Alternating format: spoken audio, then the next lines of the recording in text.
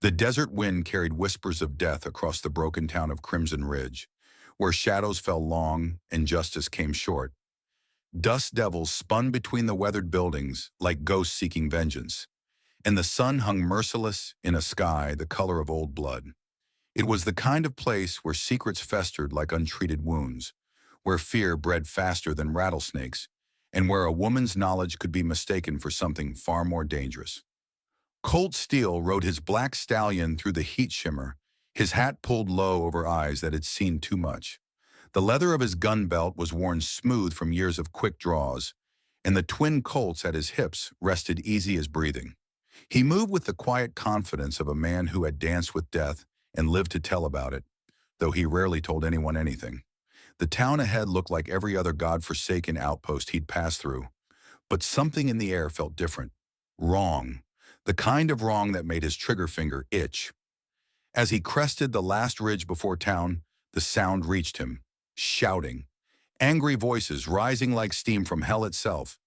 And beneath it all, something else, something that made his jaw clench and his horse's ears prick forward, the crackle of flames. In the town square, a crowd had gathered like vultures around carrion, men with their sleeves rolled up, women clutching their children close, all of them focused on the wooden stake that had been driven deep into the packed earth at the center of it all. And tied to that stake, her long auburn hair catching the light of the kindling piled around her feet, was the most beautiful woman Colt had ever seen. She wasn't screaming. That was the first thing that struck him. Her green eyes, bright as bottle glass, swept over the crowd with something that looked less like fear and more like pity. Her dress, once white but now stained with dust and blood, clung to a frame that spoke of strength beneath softness. Even with her hands bound behind her and death licking at her ankles, she held her head high. "Witch!" someone in the crowd shouted. "She poisoned my cattle with her devil herbs. Cursed my well dry," another voice added. "Killed my boy with her dark magic." The woman's voice, when it finally came, was clear and steady as mountain stream water. "I healed your cattle with willow bark and honey. I showed you where to dig for fresh water, and your boy died of fever because you wouldn't let me treat him until it was too late." Her words only fed the flames of their anger. A man in a preacher's collar stepped forward, a torch in his hand and madness in his eyes. "The devil speaks through her even now. Let God's fire cleanse this evil from our midst." Colt's hand moved to his gun before his mind caught up. He'd seen lynchings before, had even participated in a few when justice demanded it. But this felt different. This felt like watching innocence burn for the crime of being misunderstood. The preacher lowered the torch toward the kindling. The woman closed her eyes, her lips moving in what might have been prayer or might have been a curse. The crowd held its breath. The first shot took the torch from the preacher's hand, sending it spinning into the dirt where it hissed and died. The second shot cut the rope, binding the woman to the stake before anyone could even turn to see where the bullets had come from. Colt urged his horse forward through the scattering crowd, his guns drawn and gleaming in the sunlight. "Step away from the woman," he said, his voice carrying the kind of quiet authority that came from knowing you were the most dangerous thing in a 50-mile radius. "This ain't your business, stranger," the preacher snarled, clutching his burned hand to his chest. "I'm making it my business." Colt's eyes never left the crowd, but he could feel the woman's gaze on him like a physical touch. "Anyone who wants to argue about it can take it up with Smith & Wesson here." He dismounted without holstering his weapons, moving like liquid shadow toward the stake. The woman had slumped against her bonds when the rope was cut, but she was still conscious, still watching him with those incredible green eyes. "Can you ride?" he asked her quietly. She nodded, though he could see the effort it cost her. He cut the ropes around her wrists with a knife that appeared in his hand like magic, then steadied her as she swayed on her feet. "This isn't over," the preacher called out. "We know what she is." Colt turned, his gun still drawn, his eyes like chips of winter ice. "Then you better hope you're wrong, because if I find out you were fixing to burn an innocent woman—" He let the threat hang in the air like smoke. "Well, let's just say I've got a real problem with bullies." He helped the woman onto his horse, swinging up behind her before the crowd could organize itself for pursuit. Her body was warm against his chest, trembling like a bird that had just escaped a cat's claws. As they rode out of town, he could hear the angry voices growing fainter behind them, but he knew they wouldn't give up easily. Fear had a way of making cowards brave and stupid both. They rode in silence for the better part of an hour, climbing into the rocky foothills, where the air grew cooler and the shadows offered shelter. When Colt finally pulled his horse to a stop beside a natural spring hidden among the red rocks, the woman practically fell from the saddle. He caught her before she hit the ground, surprised by how light she felt in his arms.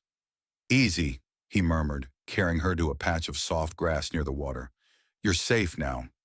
She looked up at him with those green eyes, and for the first time since he'd seen her, tears spilled down her cheeks. "Why?" she whispered. "Why did you help me?" Colt found himself at a loss for words. He'd asked himself the same question during the ride, and the only answer that made sense was one he wasn't ready to examine too closely. Instead, he pulled off his coat and draped it around her shoulders.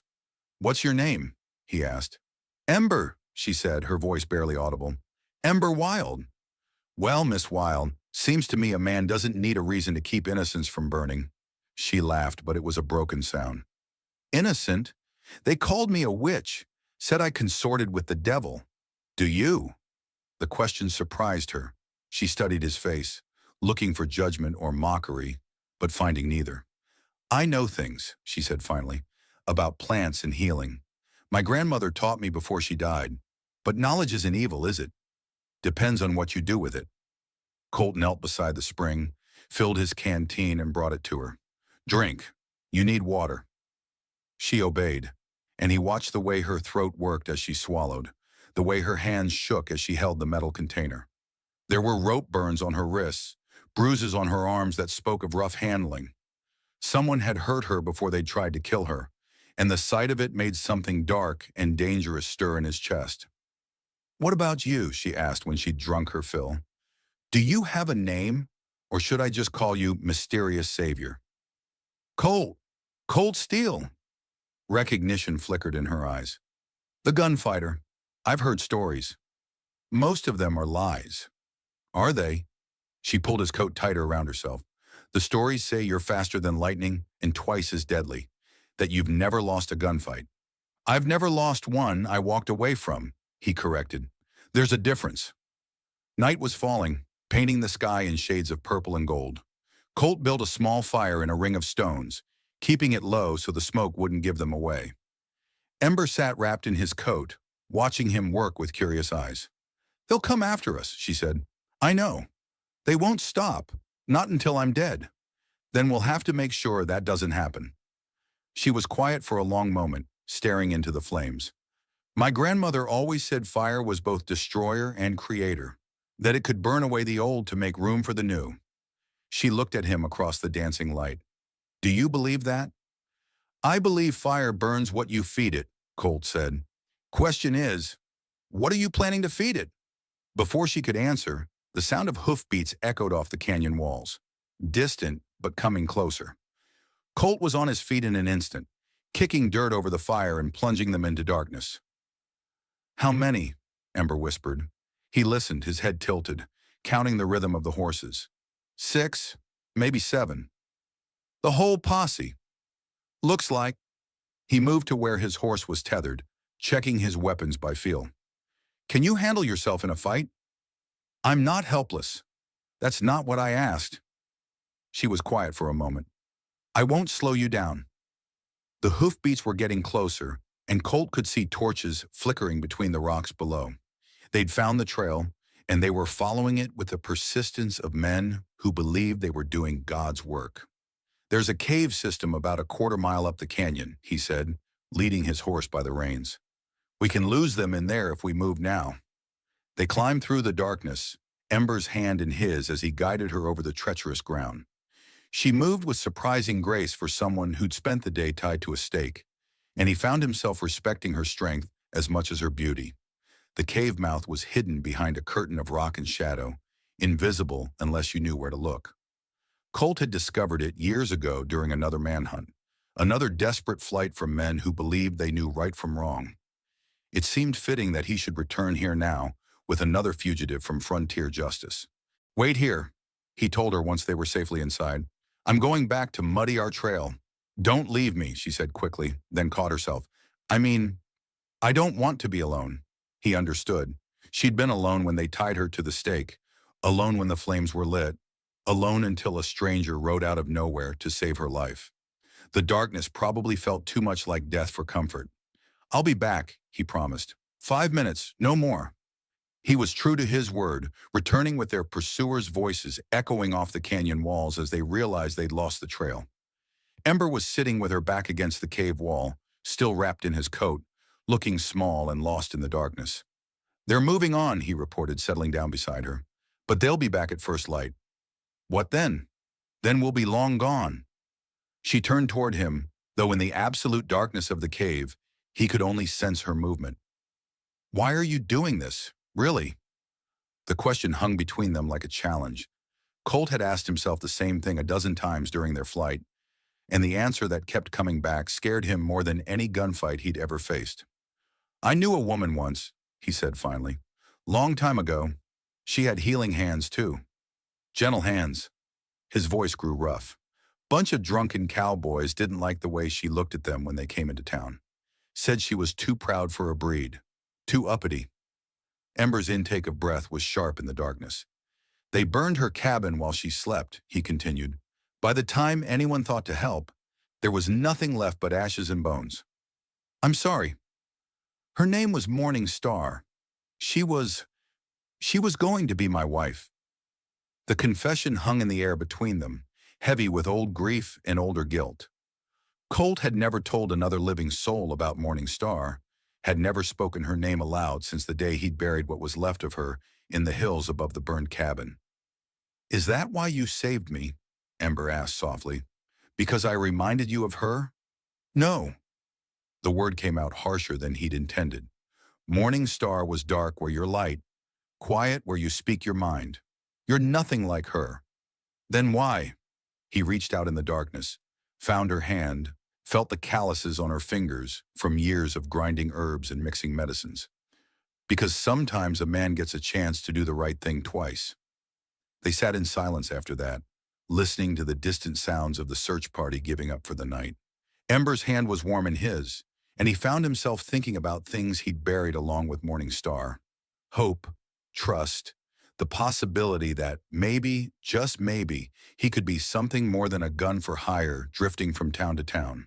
When dawn came creeping through the cave mouth, painting the rocks in shades of rose and gold, they were still sitting together, their hands joined, their breathing synchronized. Colt woke first, surprised that he'd slept at all, more surprised that he dreamed of something other than gunfire and blood. Ember stirred beside him, her eyes fluttering open to meet his.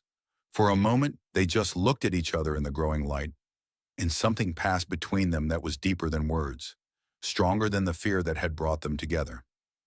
We should go, she said finally. Yeah. But neither of them moved. Colt? Yeah? Thank you. For everything. He squeezed her hand once, then let go and rose to check the mouth of the cave. The canyon was empty, the search party long gone, but he knew it was only temporary. Men like the preacher didn't give up easily, especially when they believed they were fighting the devil himself. There's a town called Haven's Rest, about 2 days' ride north, he said as they prepared to leave. Good people there. They'd take you in, help you start over. Ember was quiet as she folded his coat and handed it back to him. What about you? I've got business elsewhere. Running from something? The question was too close to the truth for comfort. Always am. They rode north through country that grew greener and more forgiving with each mile. The desert gave way to grassland, then to rolling hills dotted with oak trees and wildflowers.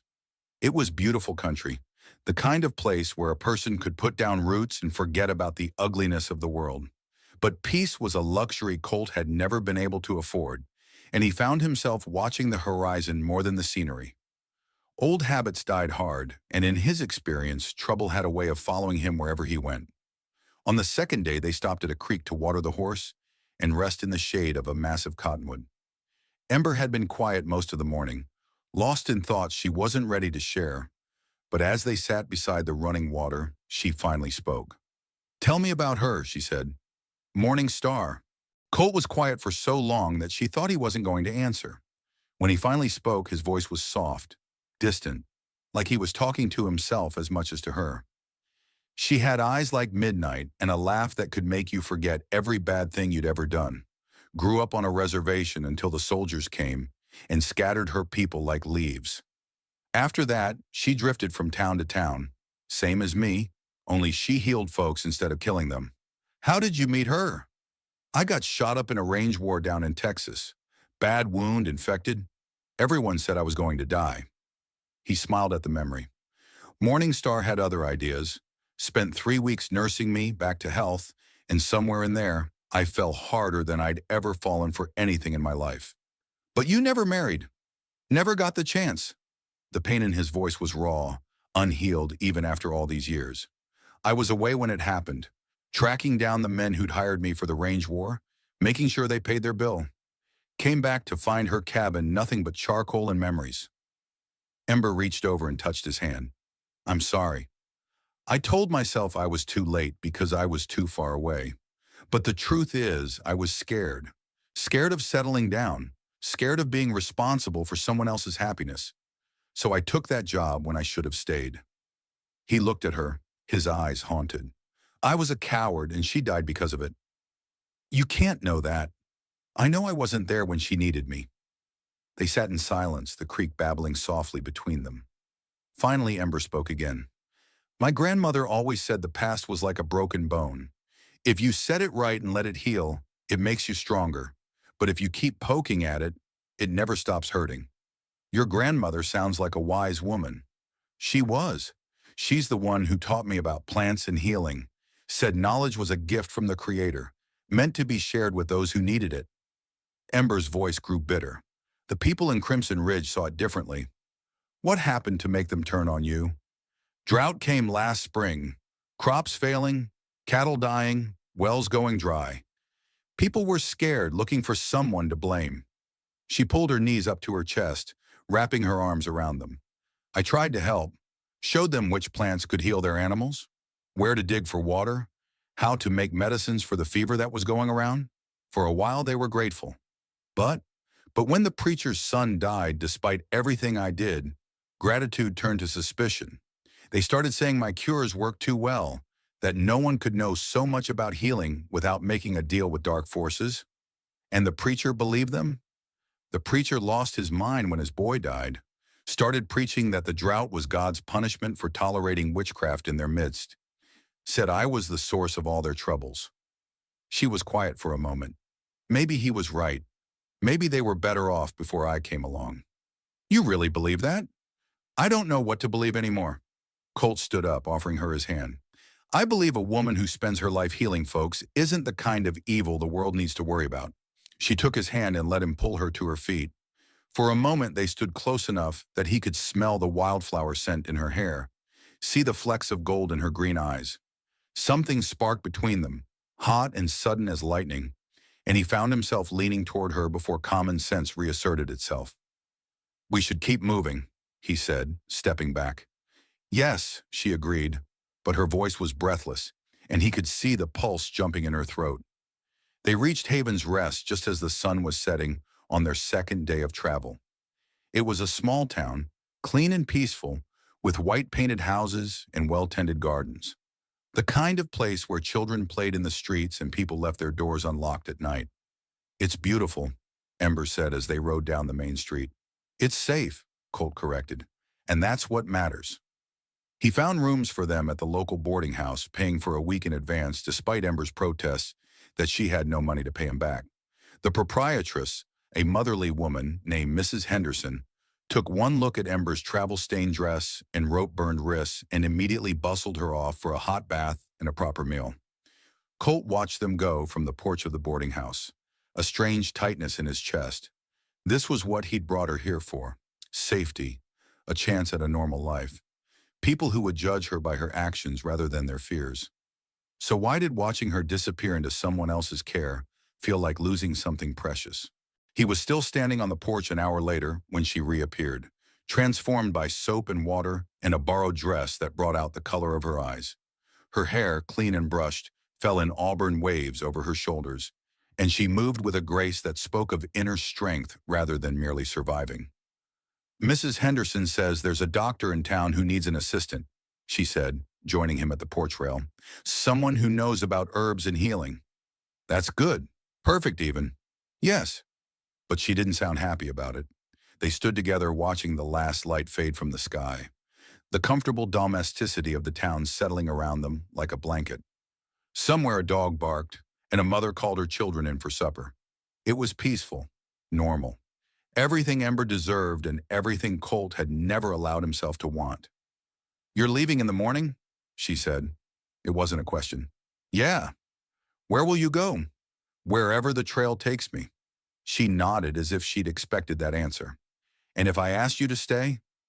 The question hit him like a punch to the gut. He'd been asking himself the same thing for the past 2 days, and the answer scared him more than facing down a dozen armed men. "I can't." "Can't or won't?" He turned to look at her, seeing the hurt she was trying to hide behind a brave facade. "Ember, I'm not the kind of man who settles down. I've got too much blood on my hands, too many enemies looking for me. Staying would only bring trouble to you and everyone else in this town." "What if I don't care about the trouble?" "I do." She was quiet for a long moment, then said, "My grandmother once told me that some people are born to wander, that they carry the wind in their hearts and can never be still. But she also said that even the wind sometimes needs a place to rest." "Ember." "I know." She smiled, sad and beautiful and brave. "I know you have to go. I just wanted you to know that if you ever get tired of running, this could be a place to rest." Before he could respond, she stood on her tiptoes and kissed him, soft and sweet and full of everything he'd convinced himself he didn't deserve. When she pulled away, her eyes were bright with unshed tears. "Thank you," she whispered, "for everything." Then she was gone, disappearing into the boarding house and leaving him alone on the porch with the taste of her on his lips and a hollow ache in his chest that felt suspiciously like grief. He left before dawn, slipping away while the town still slept, because goodbyes were harder than bullets and he'd already taken more damage than he could afford. But as he rode away from Haven's Rest, he found himself looking back more often than was wise for a man with his reputation. For 3 weeks, Colt drifted aimlessly through the territory, taking whatever jobs came his way and trying to forget the taste of Ember's kiss and the sound of her laughter. He told himself he'd done the right thing, that she was better off without him, that love was a luxury he couldn't afford. But the nights were the worst, when sleep brought dreams of auburn hair and green eyes, of gentle hands that could heal wounds deeper than bullets could make. He'd wake with her name on his lips and the phantom scent of wildflowers in the air, and he'd know that leaving her had been the biggest mistake of his life. It was in a saloon in a dead-end town called Perdition that he heard the news. A drunk cowboy was regaling the bar with tales from up north, stories of towns burned and people scattered by a religious fanatic who claimed to be doing God's work. "Preacher named Mordecai Cross," the cowboy slurred. "Crazy as a rabid dog and twice as mean. Says he's on a crusade to cleanse the territory of witches and devil worshippers. Burned out 3 towns so far, killed anyone who stood in his way." Colt's blood turned to ice water. "What towns?" "Hell, I don't know. Some place called Haven's Rest was the latest, I think. Heard tell he was looking for some witch woman who'd escaped his righteous justice. Found her, too." The whiskey glass shattered in Colt's hand, cutting his palm, but he barely felt it. "What happened to the woman?" "Same thing that happens to all witches, I reckon. Fire's a powerful cleanser, or so the good preacher says." Colt was out of the saloon and on his horse before the cowboy finished talking, riding north through the night like all the demons of hell were behind him instead of ahead. He pushed his horse to the breaking point and beyond, changing mounts at every way station, sleeping in the saddle when exhaustion threatened to topple him. But he was too late. He was always too late. Haven's Rest was a blackened scar on the landscape, its white-painted houses reduced to charcoal and ash, its gardens trampled into mud. The smell of smoke still lingered in the air, and carrion birds wheeled overhead in lazy circles. Colt found Mrs. Henderson's boarding house by the remnants of its front porch, the same porch where he and Ember had shared their last conversation. The building was gutted, its roof collapsed, its windows blown out by the heat of the flames. He searched through the ruins with desperate efficiency, looking for any sign of survivors, any clue to Ember's fate. What he found instead was a message painted on the remains of the church wall in what looked like blood. The witch is cleansed. The righteous work continues. Colt stared at those words until they burned themselves into his memory. Then slowly, deliberately, he drew his gun and put 6 bullets through the message, obliterating it one letter at a time. When his guns were empty, he reloaded and did it again. He spent 2 days searching the surrounding country, following every trail, checking every hiding place he could think of. On the morning of the 3rd day, he found the camp.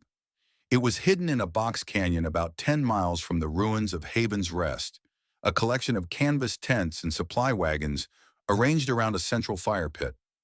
At the head of the camp, like some twisted parody of an altar, stood a wooden platform with another stake driven into its center.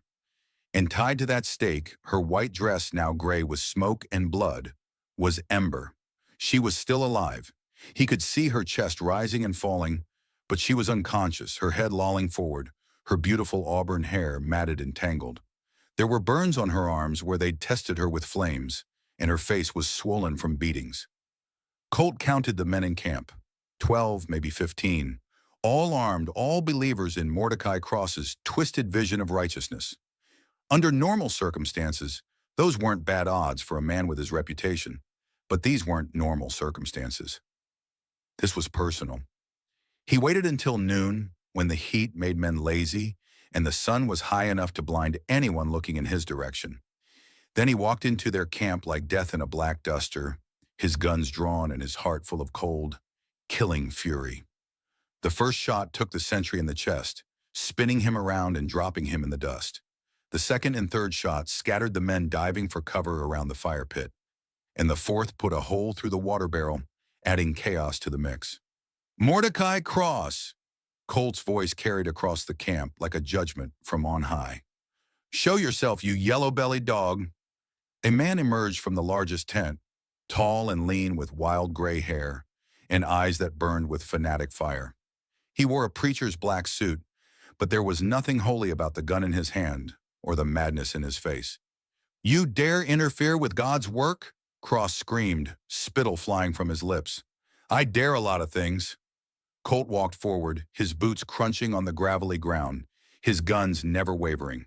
"Killing, murdering scum is just one of them." Cross raised his gun, and Colt shot him through the wrist, sending the weapon spinning away into the dust. The preacher fell to his knees, clutching his shattered hand, his face twisted with pain and outrage. "She's a witch," he screamed, "a servant of darkness. God commands her death." "God didn't command anything," Colt said, pressing the hot barrel of his gun against Cross's forehead. "That was just you, using religion to justify murder." The remaining men had scattered, some running for their horses, others finding cover behind wagons and supply crates. Colt ignored them all, his attention focused on the madman kneeling in the dust. "You burned down a whole town," he said. "Killed innocent people. For what? Because one woman knew how to heal the sick?" "She consorted with demons," Cross spat. "Her power came from hell itself. Her power came from knowledge and compassion, 2 things you wouldn't recognize if they bit you on the ass." Colt pulled back the hammer of his gun, the sound sharp and final in the desert air. Cross's eyes widened with the first real fear he'd shown. "Wait," he gasped. "I'm a man of God. You can't kill a servant of the Lord." "I'm not killing a servant of the Lord," Colt said quietly. "I'm putting down a rabid dog." The shot echoed off the canyon walls like thunder. Cross toppled backward, his twisted crusade ended, his madness finally silenced. The remaining men offered no resistance as Colt cut Ember free from the stake. She was unconscious, her breathing shallow, her skin hot with fever. He carried her to the shade of a rock overhang and used water from his canteen to clean her wounds and cool her burning forehead. "Come on, darling," he whispered, his voice rough with emotion. "Don't you dare leave me now." Her eyes fluttered open, unfocused at first, then slowly fixing on his face. For a moment, she just stared at him like she couldn't believe he was real.